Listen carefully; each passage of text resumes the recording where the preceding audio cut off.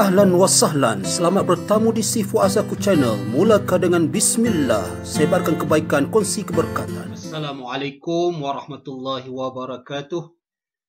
Bismillah walhamdulillah wassalatu wassalamu ala rasulillah wa ala alihi wa ashabihi wa man tabi'ahu wa wallah. Amma ba'd. Alhamdulillah, kita bertemu lagi dalam perkongsian berkaitan dengan sam'iyat. Untuk tajuk kali ini ialah Al-Hasanat was-Sayyi'at, kebaikan dan kejahatan. Dalam perkongsian kali ini, kita akan melihat 3 perkara asas.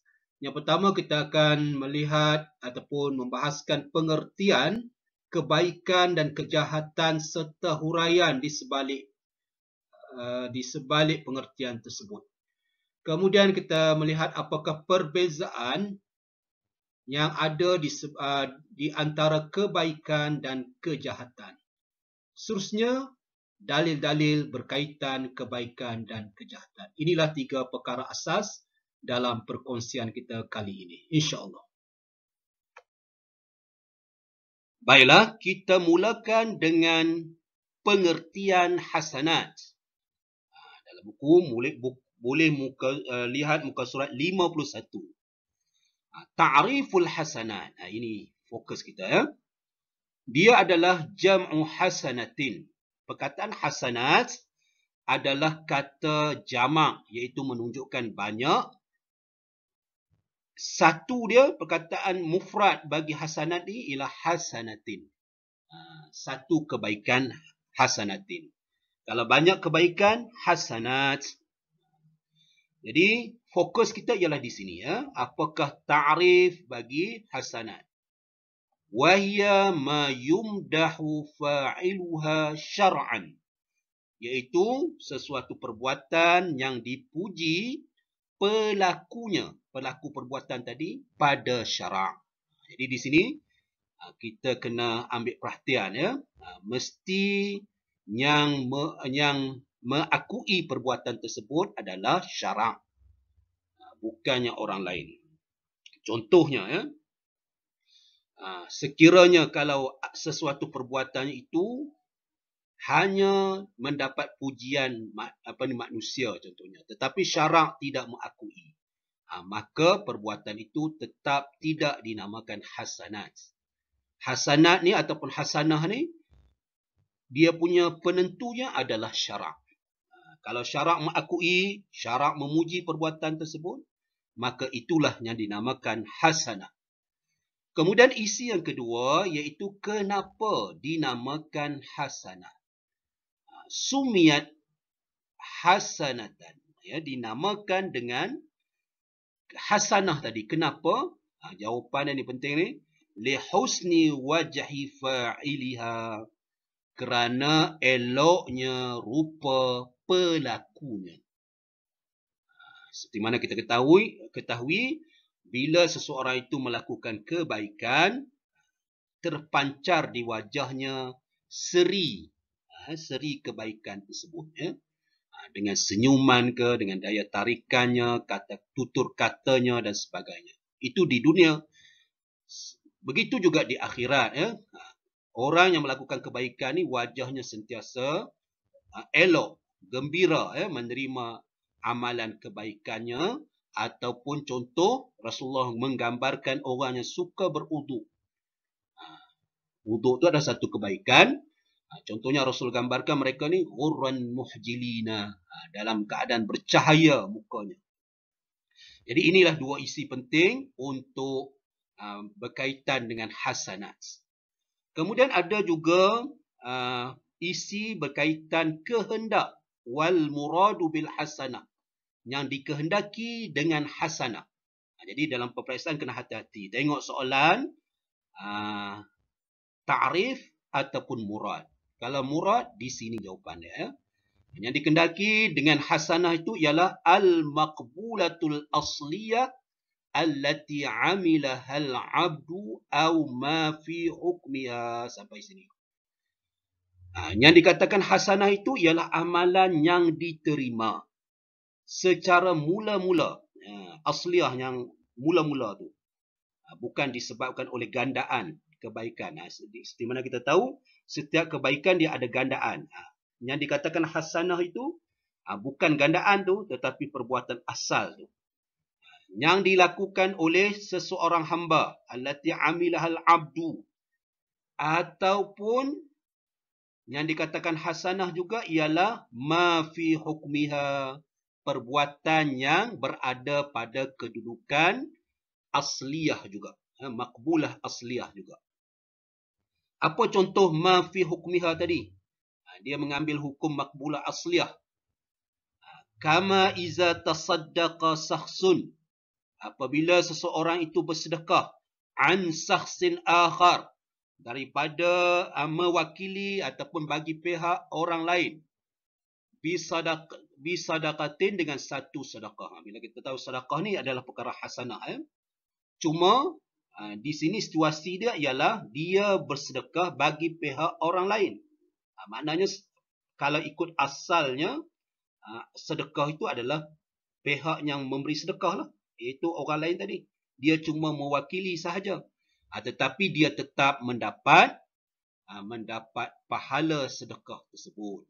Itu yang dinamakan ma fi hukmiha, iaitu pada kedudukan makbulah asliyah juga. Sekalipun dia bukanlah dia yang bersedekah pada hakikatnya, dia hanya bagi pihak. Bagi pihak pula, walaupun bagi pihak, oleh kerana itu adalah kebaikan, dia tetap mendapat pahala. Seperti mana sabda Rasulullah SAW, ad-dalu 'alal khair kafa'ilihi. Orang yang menunjukkan sesuatu kebaikan, seumpama pahala dia akan dapat seperti mana orang yang melakukan. Begitu juga dalam situasi ini. Walaupun dia hanya mewakili ataupun bagi pihak, tetapi tetap diberikan pahala, iaitu dalam istilahnya ma fi hukmiha, iaitu pada kedudukan asliyah juga, walaupun dia bagi pihak, bagi pihak orang lain. Itulah 4 isilah, 4 isi dalam paparan ini. Kemudian kita sambung berkaitan dengan isi seterusnya. Al-murad bil hasanah. Tadilah al-murad bil hasanah, dia ada huraian di situ. Seperti mana kita tahu, al-murad bil hasanah ialah al-maqbulah al-asliyah allati amilaha al-'abdu au fi hukmiha. Jadi penggunaan perkataan ini ada fungsi dia. Yang pertama, perkataan maqbulah. Apa fungsi dia? Adalah untuk mengeluarkan perbuatan-perbuatan yang mardudah, perbuatan-perbuatan yang ditolak. Apa contoh perbuatan yang ditolak? Ialah riya, memperlihatkan ataupun melakukan sesuatu perkara bukan kerana Allah. Maka walaupun pada zahirnya perbuatan itu adalah baik, tetapi dia bukanlah kebaikan yang dikehendaki, yang kerana dia dianggap sebagai mardudah, ditolak. Maka fala sawaba fiha aslan, maka perbuatan yang diiringi dengan riya tidak ada sebarang pahala, sebarang pahala aslan, tidak ada langsung pahala. Kemudian perkataan hasilah, perkataan asliyah, maka dia mengeluarkan perbuatan ataupun kebaikan yang terhasil dengan sebab tad'if, gandaan. Kebaikan yang terhasil dari sebab kebaikan. Fala tad'afa tsaniyah, maka tidak bergandalah, tidak digandakan kali kedua. Fala tudha'af, maka dia tidak digandakan saniyatan. Fala tudha'af saniyatan. Fala tudha'afu saniyatan, maka dia tidak digandakan kali kedua. Itu maksud asliyah. Mana perbuatan yang asal tu bukan dikira, kebaikan tu bukan dikira daripada gandaan yang diterima tu. Gandaan tu diterima tu kebaikan juga, tetapi bukanlah kebaikan yang dimaksudkan tu. Maka oleh sebab tu dia keluarkan ada perkataan asliyah ni, supaya terkeluarlah kebaikan-kebaikan yang berupa gandaan daripada perbuatan asal tu. Kemudian allati amilahal abdu, maka terkeluarlah kebaikan yang tidak dilakukan, sekadar hamma biha walam ya'malha. Kebaikan yang diniatkan, yang niatkanlah, makna dia niatkan dalam hati dia, aku nak buat kebaikan tersebut. Dia tidak termasuk dalam yang dikehendaki al-murad bil hasanah tadi. Al-murad bil hasanah ni mesti dilakukan oleh seseorang hamba. Kalau yang jenis niat, dia niat untuk melakukan kebaikan tapi tidak melakukan, apa yang dia dapat? Fatuktabu wahidatun min ghairi tad'if. Fatuktabu wahidatan min ghairi tad'if. Maka ditulis satu ganjaran pahala sahaja, tanpa ada gandaan. Nanti kita akan lihat pembahasan tentang gandaan ini, ya. Dia hanya satu gandaan, satu saja pahala, tidak berganda. Itu sekiranya dia berniat sahaja untuk melakukan tapi dia tidak melakukan. Yang dikatakan hasanah yang sebenar tu mesti dilakukan, barulah dia dapat hasanah tadi. Kemudian ma fi hukmiha juga terkeluar, dengan macam tadi juga, iaitu orang yang hanya berniat dalam hati untuk melakukan kebaikan, maka tidak termasuk dalam kebaikan yang dikehendaki di sini. Dia mesti syarat dia dilakukan oleh seseorang hamba ataupun pada hukum melakukan perkara yang diterima tadi, pada hukum dia, ya? Maka inilah huraian kepada kehendak dengan perkataan hasanah tadi, iaitu al-maqbulah asliyah allati hamilahal abdu au ma fi hukmiha. Jadi daripada sini kena hafal lah. Mungkin soalan dia akan tanya mal murad bil hasanati, maka inilah jawapan dia. Seterusnya kita melihat, bahaskan berkaitan dengan gandaan kebaikan. Sebelum tu, di sini pun ada isi penting, iaitu antara ciri Nabi Muhammad, umat Nabi Muhammad ialah mendapat gandaan kebaikan. Mudha'afatul hasanat min hasaisi hazil ummah. Di antara ciri umat Nabi Muhammad ialah gandaan ganjaran pahala kebaikan. Seperti mana kita tahu bahawa umur umat Nabi Muhammad ini adalah pendek, di antara 60 hingga 70 tahun sahaja, tetapi dia mempunyai kelebihan, iaitu mendapat gandaan kebaikan, ataupun istilah dia mudha'afatul hasanat. Jadi persoalannya, berapakah gandaan tersebut? Jadi di sini ada isi dia berkaitan dengan gandaan. Yang pertama ialah gandaan yang paling minima ataupun yang paling sikit. Berapa gandaan dia? Aqallu maratibit tad'if 10. Jawapan dia adalah 10. Ini penting ni. Maknanya gandaan yang paling minima adalah 10. Ini formula asas dia.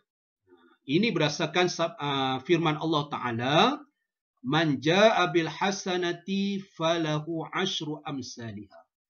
Disebut dalam Quran, Allah cerita kat hambanya, sesiapa yang melakukan satu kebaikan, baginya 10 seumpama kebaikan tersebut. Mana ada 10 gandaan. Kemudian persoalan, berapakah tahap maksimum? Kita tengok nombor 2 ini. Ada dalam muka surat 52 atas tu. Waqad tudha'afu ila 70 aw 700 dha'fin. Kadang-kadang digandakan ila sehingga 70 ataupun 700 gandaan. Banyak ya. Bagi satu kebaikan. Bacaan dia ta'fin. Ya. Ganda. Kalau ta' lemah. Baris bawah ya. Ta'fin. Gandaan. Au ila adha'afin kasirah. Sehingga gandaan-gandaan yang banyak.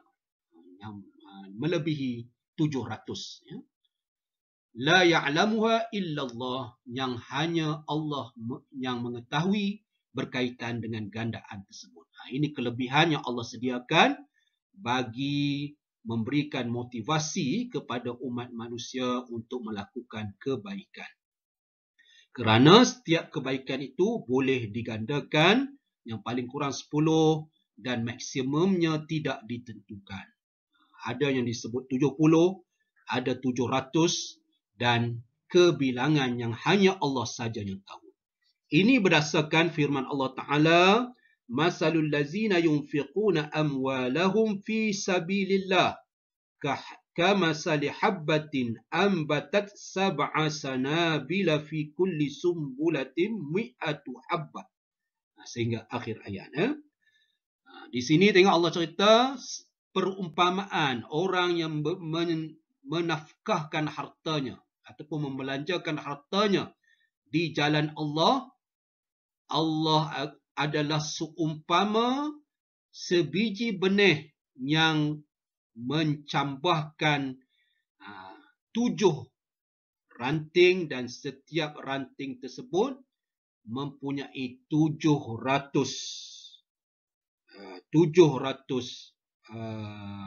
biji benih yang lain. Dan setiap biji benih yang 700 itu berpotensi pula untuk bercambah lagi. Oleh sebab itu Allah kata, Wallahu yudha'ifu liman yasha' wallahu wasi'un halim.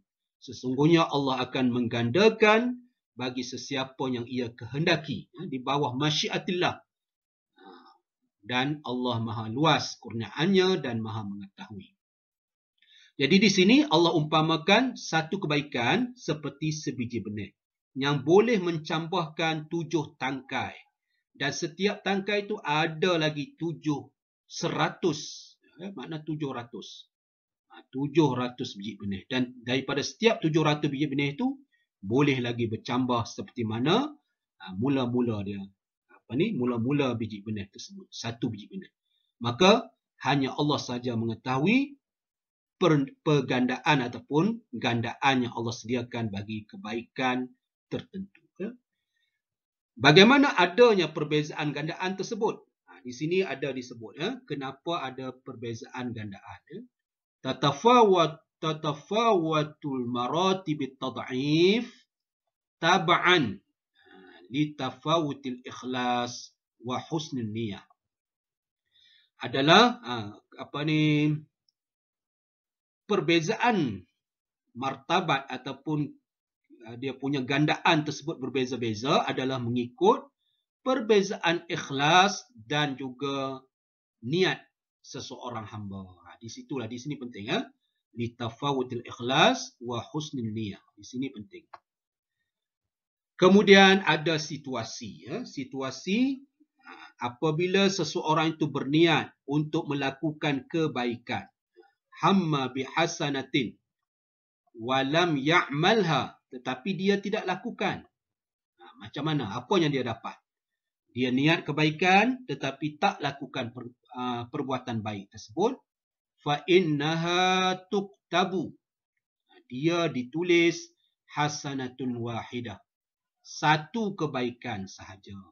Min ghairi tad'if, tanpa digandakan. Kemudian pula iza azama ala maksiatin. Apabila seseorang itu berazam untuk melakukan kemaksiatan. Dia niat nak melakukan kemaksiatan. Apa-apa yang melibatkan perkara yang boleh datangkan dosa, maksiat. Kemudian dia tinggalkan. Sedangkan dia boleh melakukan maksiat tersebut. Dia tinggalkan. Apa yang dia akan dapat? Tuktabulahu hasanah. Maka ditulis baginya satu kebaikan juga. Ini makna kemurahan rahmat Allah Subhanahu Wa Taala pada waktu yang sama merupakan motivasi kepada kita orang yang beriman untuk tidak memandang remeh sebarang kebaikan, kerana setiap kebaikan itu akan ada gandaannya, ataupun sekurang-kurangnya walaupun hanya dengan niat kita dah dapat satu kebaikan. Dan sekiranya kita meninggalkan sesuatu maksiat tu dalam keadaan kita mampu nak melakukan dia, kita juga mendapatkan, Allah janjikan satu kebaikan. Baiklah, setelah mana kita mengetahui berkaitan dengan hasanat, kita pergi pula kepada sayyiat. Muka surat 52 juga. Apakah pengertian sayyiat? Dari sudut bahasanya, dia adalah jam'u sayyiatin. Merupakan kata banyak, iaitu sayyiat ni, banyak kejahatan. Perkataan satu dia ialah sayyi'ah. Satu kejahatan. Ini fokus kita. Tumpuan kita, ma yuzammu fa'iluha syar'an. Sesuatu perbuatan yang dikeji pelakunya pada syarak. Ini hafal ya, takrif ni. Sesuatu ma yuzammu fa'iluha syar'an, yang dikeji pelakunya pada syarak. Sekalipun orang manusia contohnya seluruhnya memuji dia, tetapi pada syarak mengeji perbuatan tersebut, tetap dinamakan sayyiat. Dia punya neraca ataupun kaya ukur untuk menentukan baik buruk adalah syarak, iaitu Al-Quran dan juga Sunnah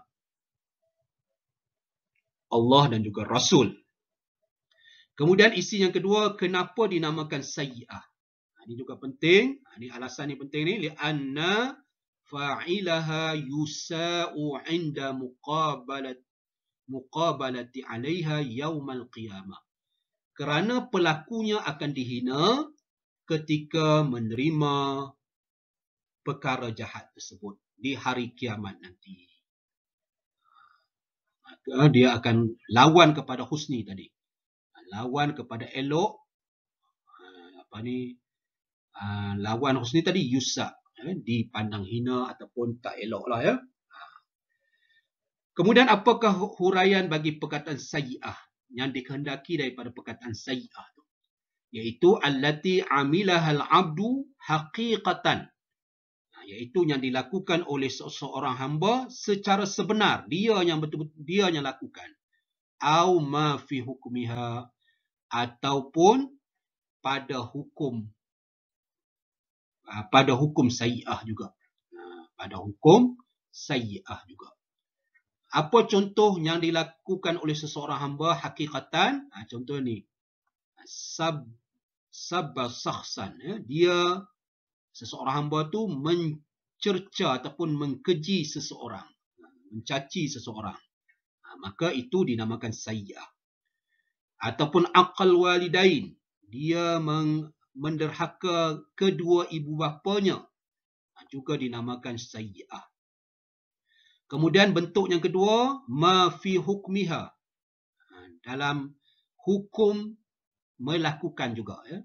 Walaupun dia tak lakukan, tapi hukum dia melakukan. Apa contoh dia? Dia zalama ahadan. Dia iaitu abdu tadi. Menzalimi seseorang fi dunia. Ketika di dunia, ketika hidup dia zalim seseorang. Apa yang berlaku? Fayu'khazu min sayyi'atil mazlum wa tutrahu 'ala zalim. Ini yang kita takut ni. Maka diambil daripada kejahatan orang yang dia zalimi, maka diberikan kepada orang yang zalim tersebut. Macam mana dalam hadis disebut, iaitu kisah Rasulullah tanya siapakah orang muflis tu. Macam inilah gambaran.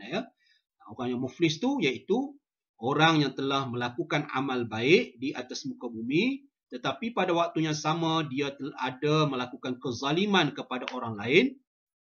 Di akhirat nanti apabila kebaikannya tidak dapat menampung kezaliman dia lakukan untuk tuntutan daripada orang yang dizalimi dia tu, maka oleh kerana kebaikan dah tak ada, maka kejahatan orang yang dizalimi itu diberikan kepada dia, iaitu orang yang zalim tadi.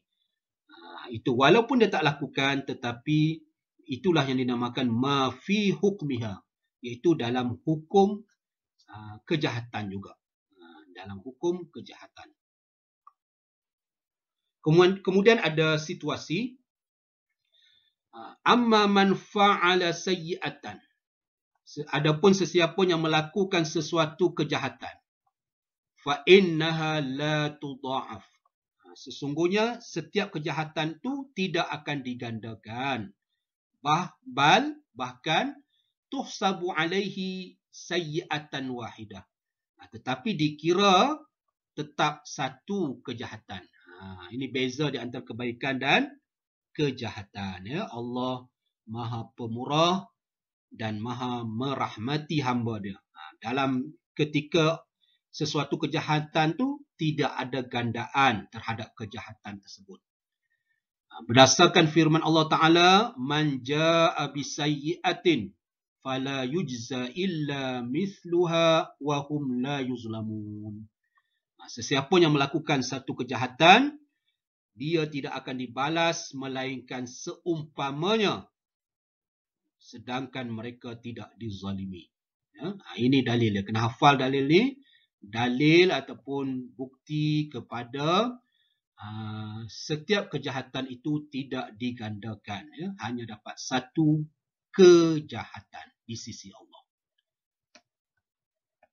Kemudian yang terakhir, ini yang daripada perbincangan atau pembahasan yang lepas, kita boleh andaikan perbezaan yang ada ya, di antara hasanat was sayyi'at. Ini juga penting kerana kadang-kadang soalan dalam peperiksaan walaupun tidak tertera dalam buku, kita boleh andaikan dari sudut biasanya ada soalan perbezaan. Ya. Apakah perbezaan kebaikan dan juga kejahatan? Yang pertama, perbezaan dari sudut ta'rif. Ya, pengertian dia berbezalah. Yang pertama, hasanat yumdahu. Manakala sayyiat yuzammu.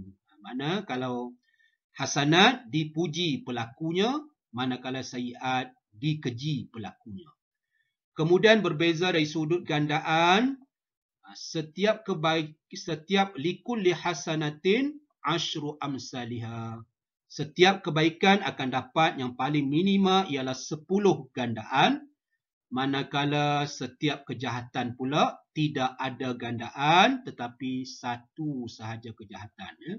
Walikulli sayyi'atin tuhsabu sayyi'atan wahidah.